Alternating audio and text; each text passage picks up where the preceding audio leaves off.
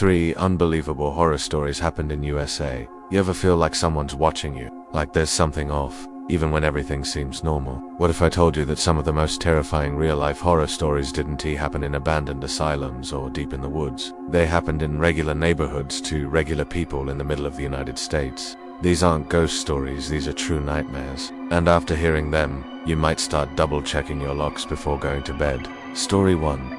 The Watcher House, Westfield, New Jersey in 2014. Derek and Maria Broadus were ready to move into their dream home. A beautiful 6-bedroom house on a quiet street. The kind of place you'd raise your kids and grow old together. But then the letters started, handwritten, creepy, from someone who called themselves the Watcher. The writer claimed their family had watched the house for generations, waiting for new blood. They mentioned the kids by name. Do they play in the basement? One letter asked. It's far away from the rest of the house. If they scream, who would hear them? The Broadus family never moved in.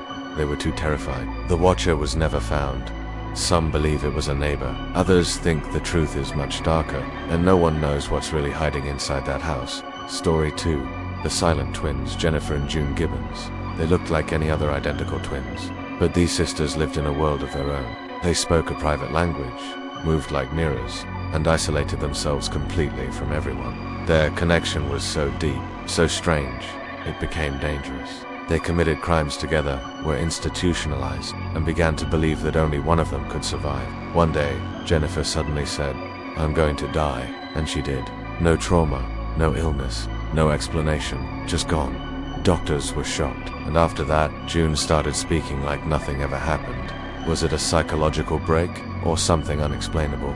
Some believe it was a soul pact, others think it was something darker, something we'll never understand. Story 3. The Man in the Walls, Pittsburgh, Pennsylvania. Imagine living alone, or at least thinking you are. Tracy noticed food missing, lights flickering, her pets acting nervous. Then came the sounds like footsteps above her bedroom at night. She called the police, and what they discovered was something out of a nightmare. Her ex-boyfriend had broken into the house and was living in the walls and crawl spaces for weeks. He watched her through tiny holes, crept out while she slept, and kept notes on her every move. She was never alone. He could have done anything, and no one would have known until it was too late.